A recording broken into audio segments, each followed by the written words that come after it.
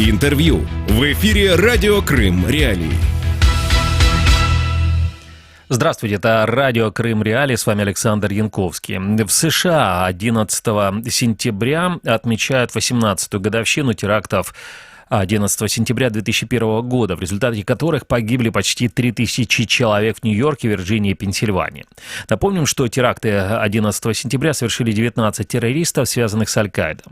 Вот вообще террористические акты 11 сентября 2001 года – это серия 4 скоординированных атак, в которых использовались угнанные террористами гражданские самолеты, в результате которых, в результате этих атак погибло почти 3000 человек. В результате этих нападений были разрушены так называемые «близнецы», два 110-этажных небоскреба в деловой части Манхэттена, а также часть здания Пентагона, Министерства обороны США. Теракты 11 сентября заставили США переосмыслить свои внешнеполитические приоритеты и вложить огромные средства в борьбу с радикальным терроризмом. Немного еще вот о чем. Мы сегодня не будем говорить, мы просто вспомнили об этой дате.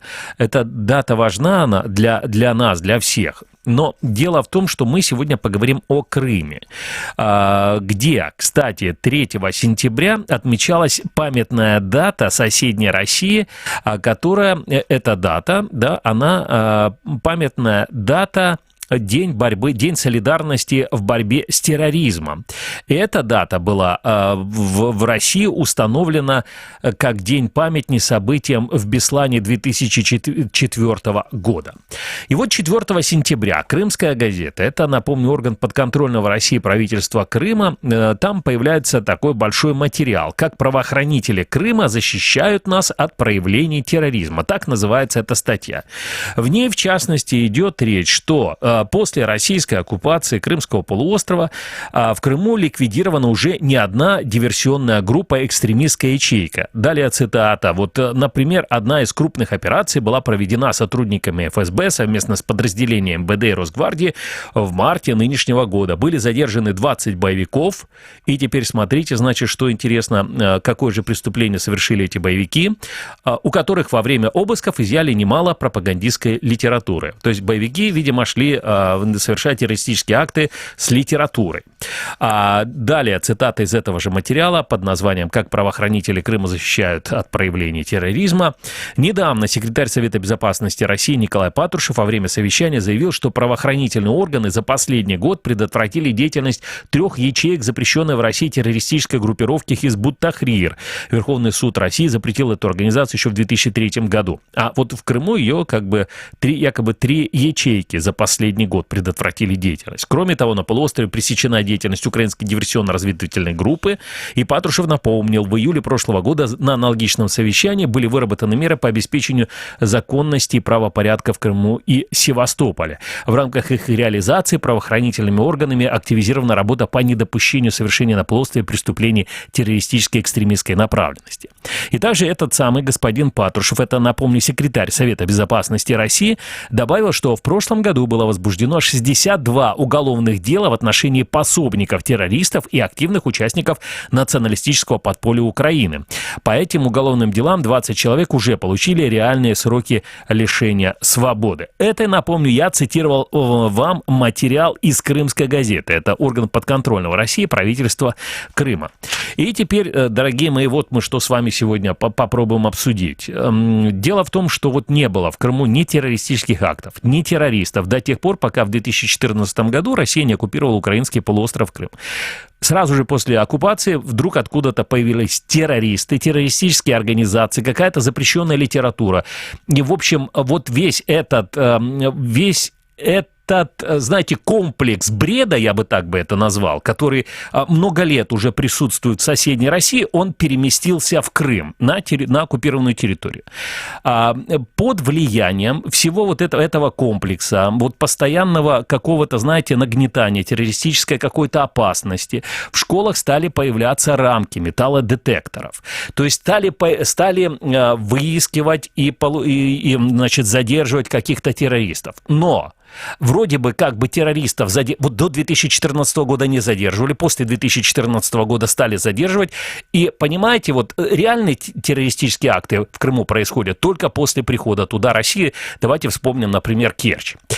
Но теперь я хочу, чтобы мы с вами послушали, вот не назову их коллегами, назову просто вот люди, которые работают в РИА Новости Крым. Они записали интервью у жителей Симферополя. Они спросили их вообще, опасаются ли они террористической какой-либо опасности, поскольку, ну вот, большие такие усилия Россия прикладывает к тому, чтобы вот якобы бороться с терроризмом. Так вот, что думают люди, в частности, симферопольцы или гости этого города, которых опросили сотрудники РИА Новости Крым на улицах Симферополя, что вот они думают по поводу того, угрожает им террористическая опасность или нет. А если угрожает, то от кого? Давайте послушаем. Боитесь ли вы терактов в Крыму? Нет. Я думаю, что ребята хорошо работают. Наверное, нет. Я как-то так уверена. Да, больше сказать нет, чем да. Но считаю, что ситуация под контролем. Я как-то об этом не думала. Ну, наверное, не очень приятно, страшно будет. Да, я не верю в них. В Симферополе нет, в Крыму я за пределы Симферополя не выезжаю. За Симферополь нет, однозначно. Я вообще-то не задумывалась, но, по-моему, у нас спокойно. Вот почему не боитесь? Уверены, обстановка такая спокойная. Уверены, что все нормально будет. Нас защитят. Я нет, потому что здесь никогда не было их. Ну, их боятся, наверное, не только в Крыму, их везде боятся. Нет, не боюсь, вы знаете. Ну, как-то, когда пришла Россия, стало не страшно. Раньше боялась. Не будет. В Крыму никогда не будет теракт. Никогда. А как вы считаете, чисто гипотетически, от кого может исходить угроза? От какого-то ненормального психически. С Украины. А больше нет. От мусульман точно не может быть. Украина, наверное, конечно.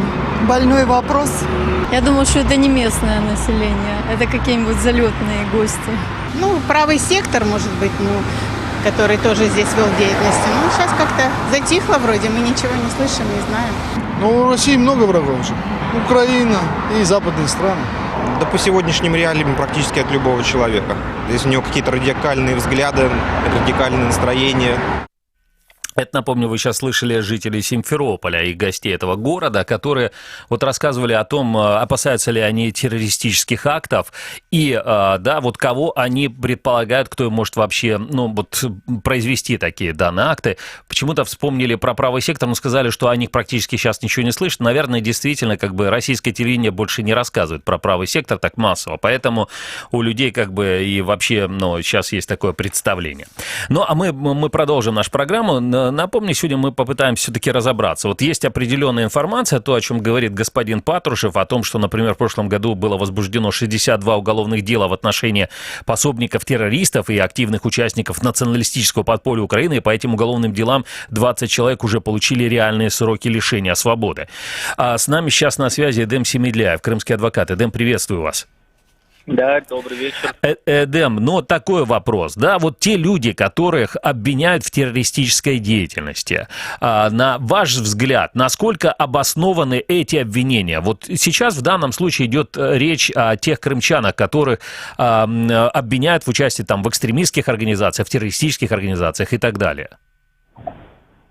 Ну, все эти обвинения являются виртуальными, потому что реального терроризма и то, что говорит федеральный закон по борьбе с терроризмом, конечно же, таких действий у этих людей нету. То есть нету реальных терактов, нету реальных пострадавших, нет каких-то физических действий, да, подготовка к теракту или что-то. Просто это участие в террористической организации, которую Российская Федерация признала такой. То есть даже сама по себе эта организация никаких действий не совершала, просто они решили, что такая организация, отныне они будут считать ее там экстремистской или террористической. Да, именно так. Так в решении 2003 года, решении Верховного суда говорится, что они просто ведут воинственную пропаганду. Что это значит? Как это проверить или опровергнуть? Об этом ничего не известно. Поэтому действительно и сама Российская Федерация, власть Российской Федерации не говорит о том, что данная организация, как Хизбут Тахрир, совершила либо взяла ответственность за какой-то теракт. И неизвестно во всем мире ни одного случая, где бы эта организация организовала бы, либо взяла теракт, заявила о том, что это она сделала. Поэтому лишь только за то, что они рассказывают об исламе, пропагандируют ислам, только лишь за этого она была признана террористической. Ну и, видимо, наверное, еще и потому, что как бы не укладывается как бы в официальную какую-то структуру, возможно, да, то есть потому что есть гонения не только на Хизбут Тахрир, есть, допустим, гонения и на организацию свидетелей Иеговы, да, которые тоже подвергаются преследованиям, то есть не только наличие, я так понимаю, не только по отношению к мусульманам, точно так же могут быть гонения по отношению к христианам, но если они не относятся к официальной какой-то церкви.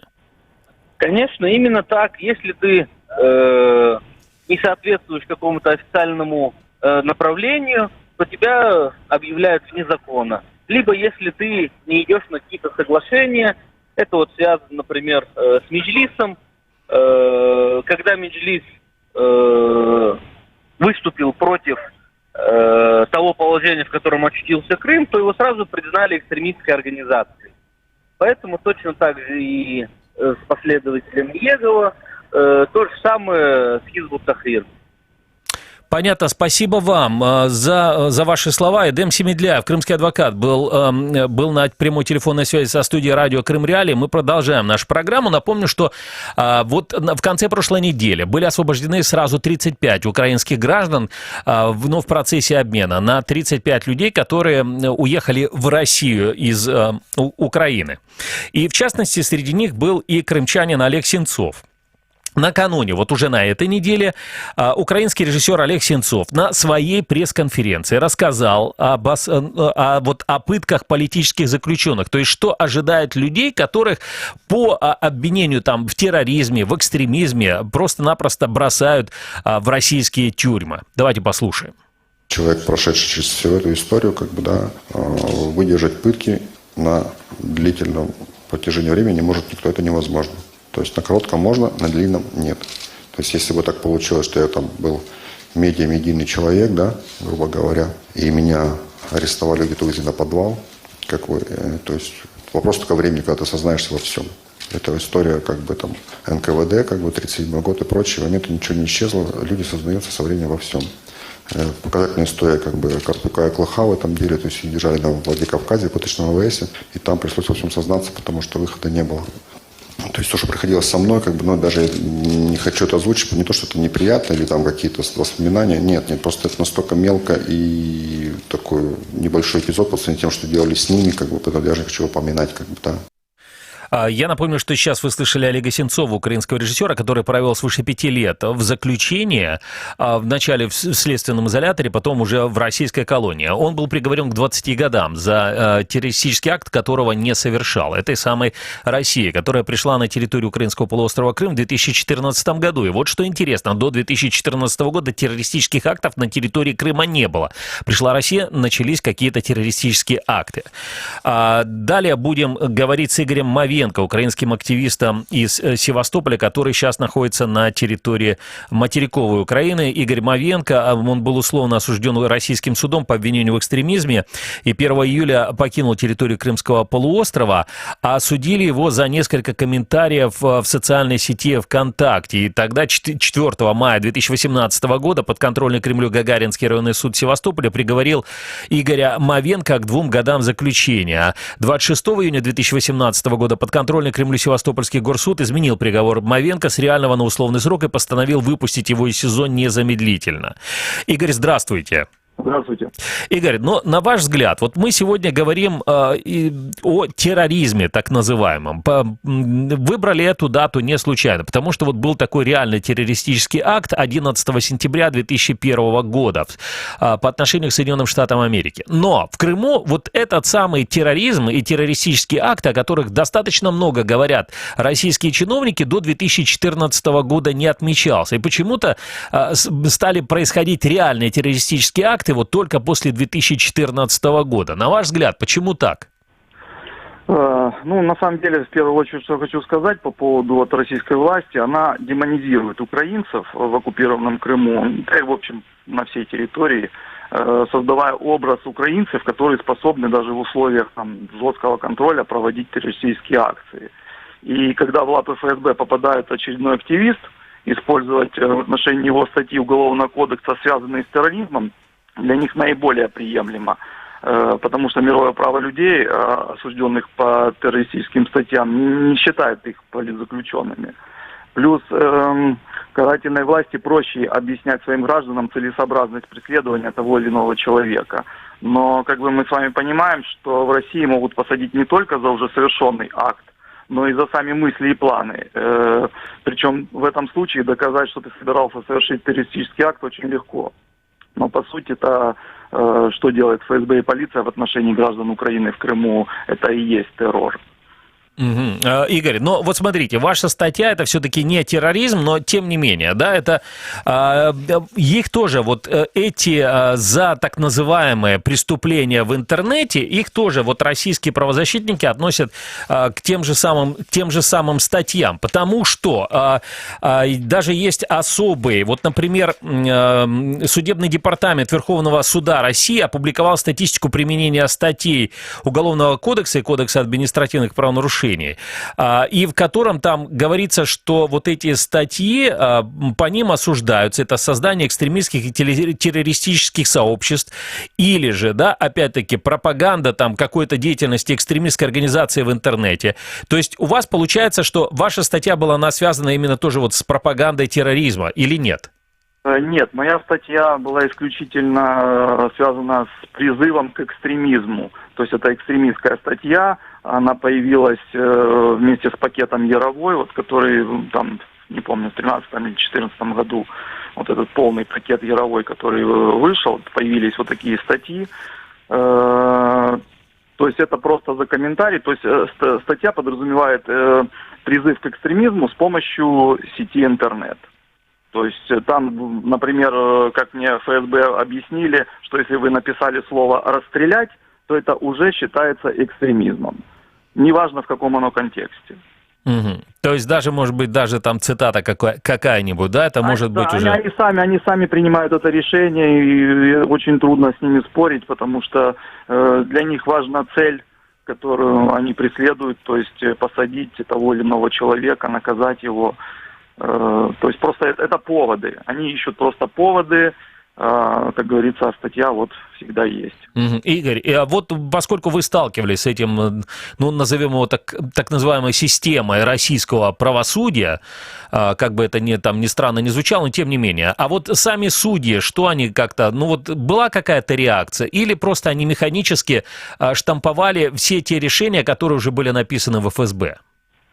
Ну, на самом деле, да, они штамповали на суде, судья делает вид, что он работает, то есть он там может выслушать и адвоката, и сторону защиты, и обвинения. В процессе суда все вроде бы адекватно происходит, но приговор явно написан не судьей, и написан заранее, то есть раньше того времени, когда суд происходил. То есть...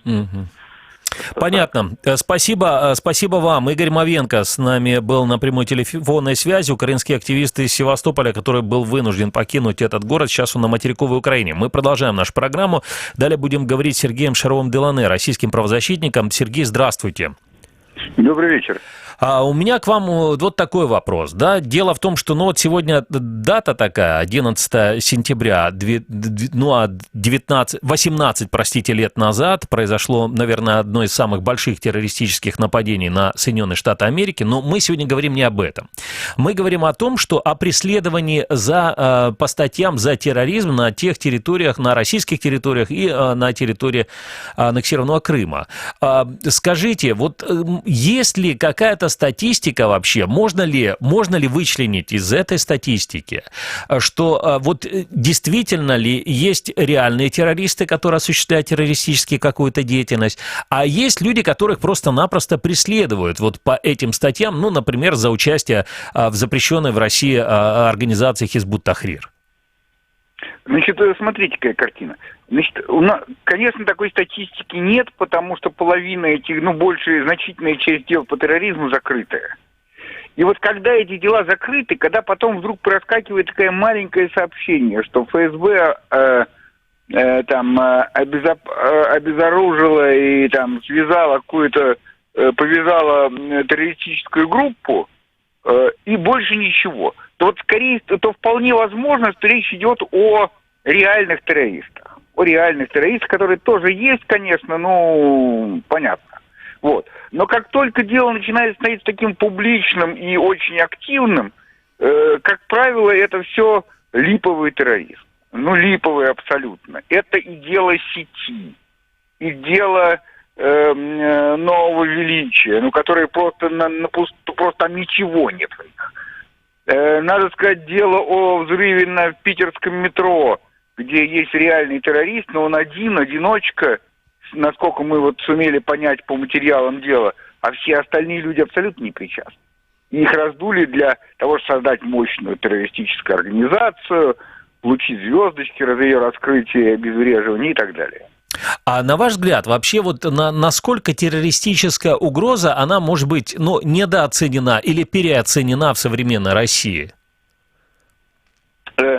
Видите, тебе очень трудно сказать, потому что все данные закрыты.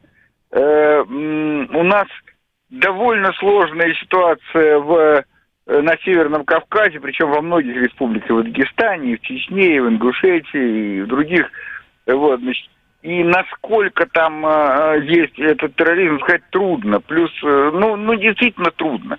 Насколько мы знаем, Хизбут Тахрир, под которого просто под гребенку всех гребут и сажают за терроризм, не имеет к этому никакого отношения. Вот насколько мы все знаем, поэтому, скажем, Мемориал и Союз солидарности с политзаключенными всех практически членов Хизбут Тахрир признает политзаключенными как что это люди преследуют по политическим мотивам, а вовсе не по реальным.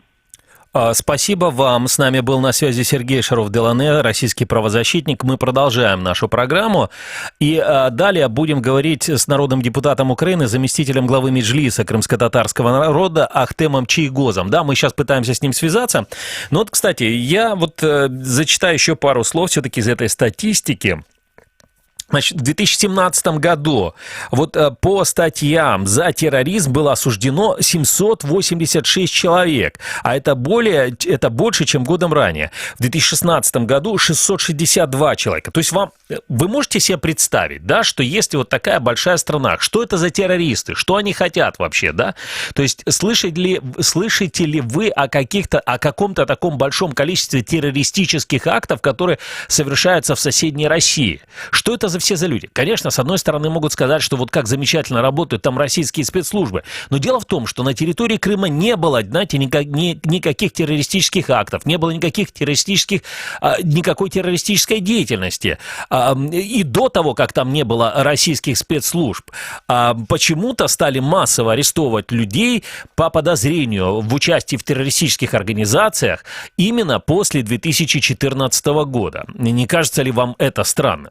А сейчас с нами на связи Ахтем Чийгоз, народный депутат Украины, заместитель главы Меджлиса крымско-татарского народа. Ахтем, здравствуйте. Добрый вечер. Такой вопрос. Мы сегодня говорим про эту террористическую угрозу, о ликвидации которой хвалятся российские чиновники. И тот же самый господин Патрушев, это глава Совета национальной безопасности и обороны российская, да, он в Крыму говорил о том, что в прошлом году было возбуждено 62 уголовных дела в отношении пособников террористов, это имеется в виду про Крым, и активных участников националистического подполья Украины. И по этим уголовным делам 20 человек уже получили реальные сроки лишения свободы. По вашему мнению, сколько среди этих людей виновных, действительно, которые, может быть, совершали или планировали какие-либо террористические акты? В общем-то, достаточно странно слушать такую риторику. Ничего странного со стороны оккупанта, со стороны террористического государства Россия, которая в 21 веке убивает безвинных женщин и детей в разных уголках мира и захватывает территории, нарушая все международные нормы и правила, и на этих территориях захваченных продолжает лить кровь безвинных людей, и то, что она вешает ярлыки и пытается продать это миру, и в первую очередь своему населению, что это она борется с какими-то экстремистами, террористами, ничего в этом выходящего из вот той доктрины государства-террориста мы не видим. Они все абсолютно несут на себе репрессии и вот эти вот баснословные сроки сотни людей. Это тысячи людей, подвергшихся разного рода административным, как это они называют, наказаниям, а на самом деле беспощадными вот этими вот принижениями, принуждениями, штрафами, как это у них, предупреждениями, так сказать. Это говорит о политике террора в отношении мирного населения, которое не воспринимает оккупацию. И то, что в воскресенье мероприятие, которое на самом деле является преступлением, чинимым России на территории Крыма, а не выборами. И то, что, представьте себе, они нарисовали 27%, это даже с учетом того, что уже больше 500 000 людей с России завезли бюджетников и всякого рода вот этих карательных органов, которые они называют ФСБ, армия и так далее, прокуратура, всякие там чиновники, да, это все люди, которые участвуют в этом преступлении, которое проводит Россия в Крыму. А наши граждане отказались участвовать и быть соучастниками преступления, несмотря на столь такой большой развязанный широкий террор и репрессии. И мы должны с достоинством относиться к этой борьбе, к потерям людей и здоровья, и жизни, и своих близких в тюрьмах на долгие-долгие сроки. А значит, мы должны за них биться, за территорию и за наших граждан. Понятно. Спасибо вам. Ахтем Чийгоз, народный депутат Украины, был на прямой телефонной связи со студией радио Крым Реалии. Ахтем Чийгоз, заместитель главы Меджлиса крымско-татарского народа. Мы продолжаем нашу программу. Далее будем говорить с Виктором Каспруком, украинским политологом. Виктор, здравствуйте. Добрый день. Ну, сегодня мы говорим вот о такой антитеррористической борьбе, которую Россия принесла на территорию оккупированного украинского полуострова Крым в 2014 году. И одновременно вот какие-то, цифры. Вот, допустим, даже господин Патрушев говорит о том, что там в прошлом году в Крыму было возбуждено 62 уголовных дела в отношении пособников террористов и активных участников националистического подполья Украины. А сегодня мы обсуждали этот вопрос, в том числе и с Игорем Мовенко. Это украинский активист из Севастополя, который получил там условный срок от подконтрольных России судов. И он говорит о том, что возбуждаются вот именно такие дела и преследования по террористическим делам для того, чтобы этих граждан Украины в Крыму, их не признали политическими узниками или политическими заключенными. А что вы скажете вообще, насколько России удается свою вот эту государственную политику на оккупированной территории представить Западу как борьбу з тероризмом? Я думаю, що їй це не дуже вдається, тому що Росія сама є державою-терористом, яка окупувала чужу територію і, по суті, вичищає тих патріотів, які готові боротися і борються за те, щоб все-таки Крим повернувся додому в Україну.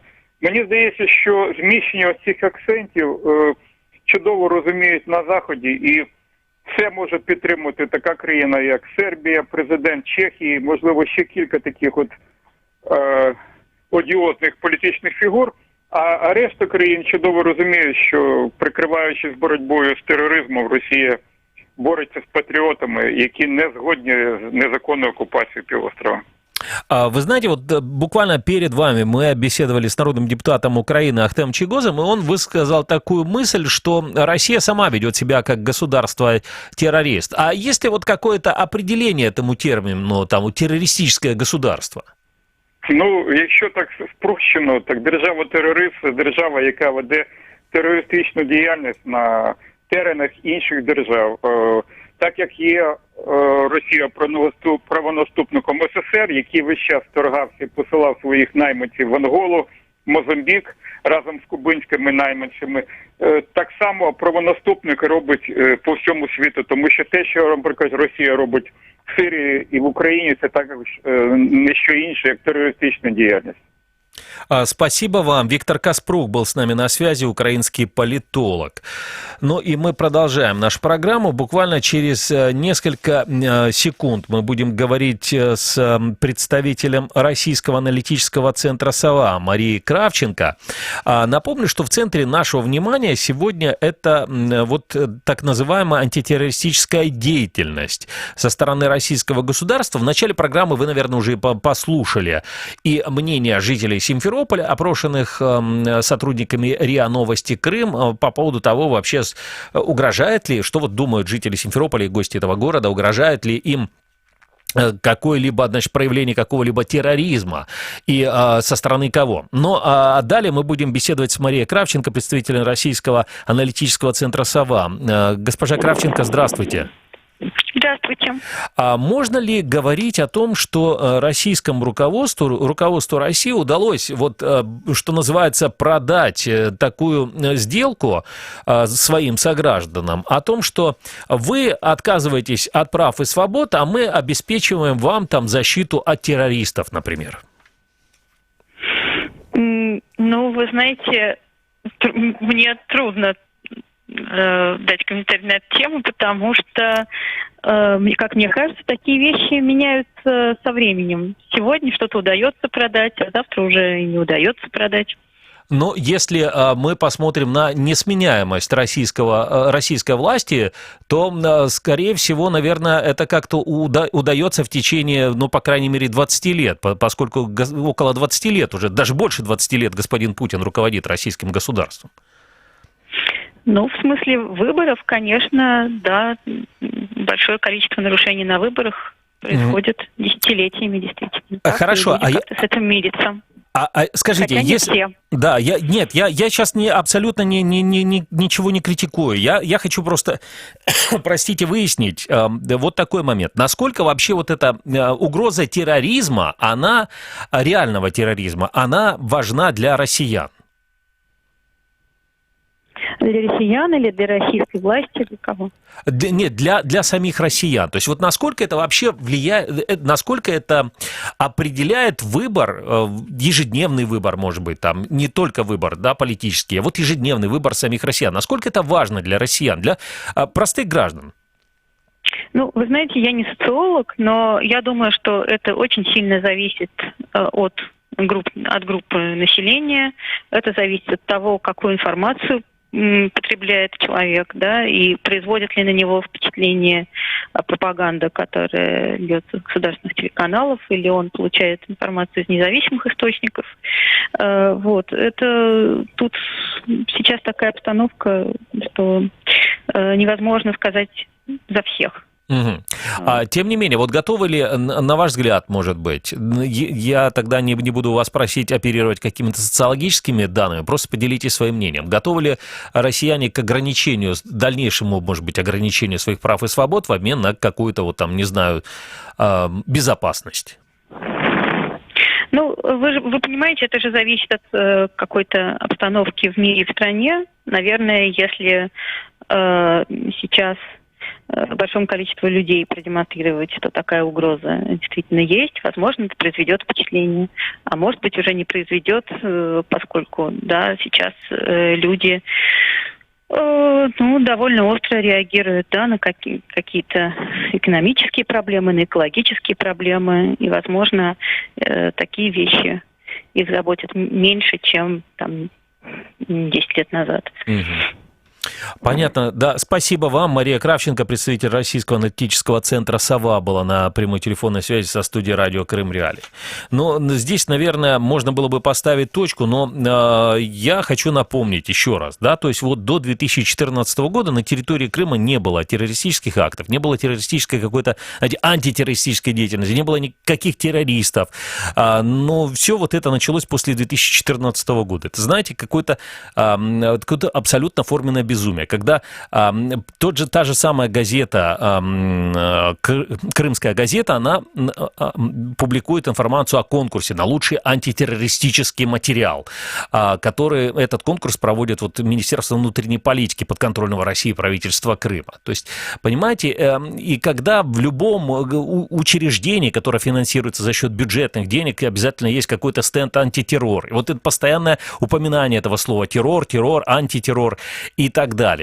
И понятно, что люди, вот которых вы слышали, наверное, в первой части нашей программы, они, когда их спрашивают, а боитесь ли вы каких-то террористов, они начинают говорить уже да, боимся. Хотя никогда в жизни они не видели, никогда никакой реальной угрозы это не представляло.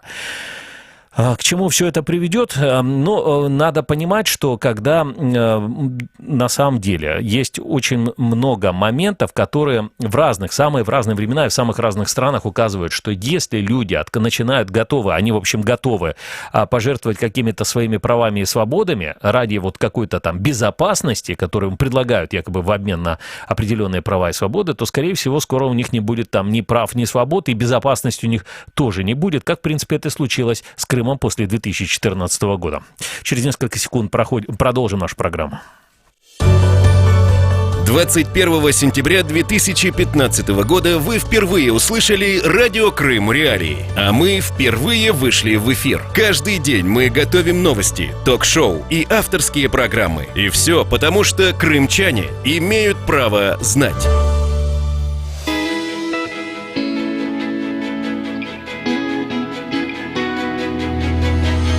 Крымский вечер с радио Крым Реалии. С вами радио Крым Реалии. Далее будем говорить о том, что же принесет завтрашний день. Прогноз на завтра в эфире радио Крым Реалии. И я только напомню, что на полуострове слушайте нас на 105,9 FM.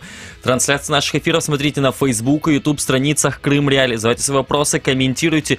И самое главное, звоните нам по телефону, включайтесь в наши эфиры. Для звонков из Крыма 8 800 1006 926 абсолютно бесплатно.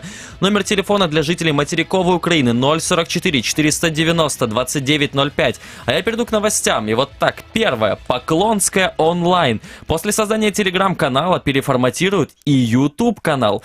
Так что, Александр, да, конкуренцию нам с вами собираются делать, судя по всему. Депутат Государственной Думы России от аннексированного Крыма, заместитель председателя Комитета Госдумы по международным делам Наталья Поклонская намерена стать видеоблогером. Об этом депутат рассказал порталу Вести Крым. Цитата. «Я и моя команда намерены переформатировать существующий YouTube-канал. Речь не идет о каких-то шоу. Мы будем ежемесячно публиковать передачи на самые актуальные темы в нашей стране», заявила Наталья Поклонская. А у меня есть предложение вообще по названию для этого канала, например, «Мироточивый пармезан». Как бы, да, там? Да, я думаю, что вот мой видеоблогер Павел Казарин, да, который вот для Крым Реалии делает видеоблоги, уже испугался и думает о том, как же справляться в новом конкурентной среде.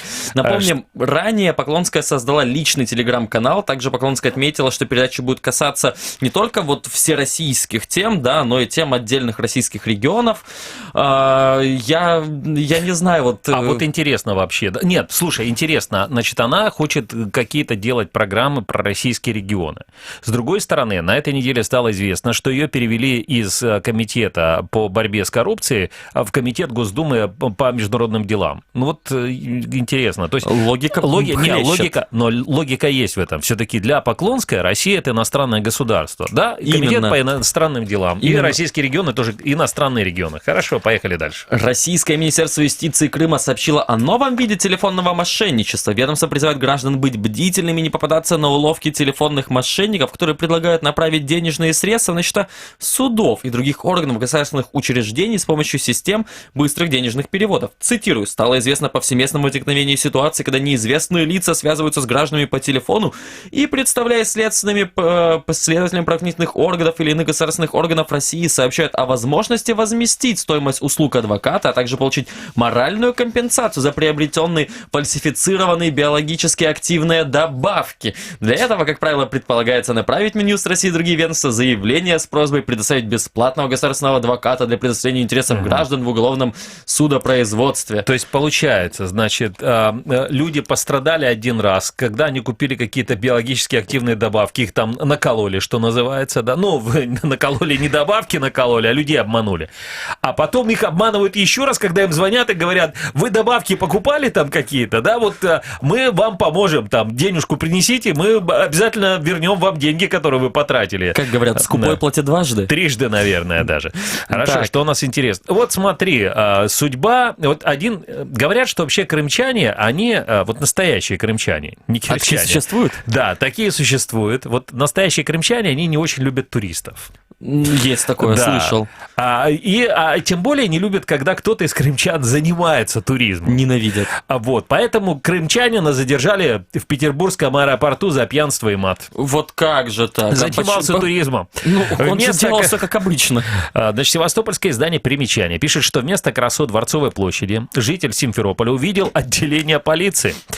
50-летнего крымчанина задержали в аэропорту Пулково за вызывающее поведение на борту самолета. Об этом сообщает пресс-служба российской транспортной полиции. Инцидент произошел в воскресенье, 8 сентября. Диспетчер попросил транспортную полицию прислать наряд на борт, который прилетел в Петербург из Симферополя. Один из пассажиров в течение полета громко ругался матом при детях, будучи пьяным, и мешал остальным спать. То есть... Вот можно вывести крымчанина из Крыма, но Крым из крымчанина Слушай, никак не вывести. Да, но мне интересно, он все-таки из Симферополя или из Севастополя?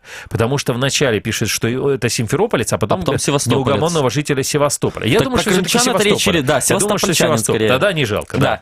Хорошо. Вот. Ему Кирчане. выписали штраф за мелкое хулиганство и появление в состоянии опьянения в общественном месте. Кому интересны эти ваши Да. севастопольцы, Александр? Давайте про кирчан лучше. Давайте. Кирчане недоумевают, почему у керченской школы работает разливайка. В редакцию Подожди, Керчь FM. все логично, там разливают, то есть не может позволить себе школьник большую бутылку, да, как бы, вот, а тут, Маленькие видишь, как бы дети, маленькие да, емкости. да. Эх, Александр, интересно у вас было воспитание. Но в редакцию Керчь FM, это такое местное издание керченское, постоянные читатели прислали письмо, в котором возмущаются соседством разливайки рядом со школой. Я процитирую, я это делаю регулярно в радиоэфирах, мы очень любим цитировать битканье кирчан сайту Керчь FM. Вот и наступили школьные будни у наших детей. Каждый день по улице Юнатов сотни детей идут в детские учреждения, расположенные в районе 5-го квартала. Это школа номер 14, детский сад и лицей искусств. И что же многим из них приходится наблюдать по пути в школу или домой? Уже с раннего утра по всей округе собираются жаждущие пропустить рюмку-другую в местной наливайке. Рюмочная номер 1, расположенная на... Я не буду говорить ее адрес, мы не будем рекламировать это место. Выпивают, общаются, справляют нужду и с мордобоем выясняют отношения, с ним валяются по тротуарам, то в луже крови, то в луже чего еще похуже. Это фактически иллюстрация к произведениям Максима Ихнего Горького. Такая школа жизни. Александр Янковский, Станислав Юрченко. Прощаемся с вами. Всего вам доброго. Тёмки-бомки.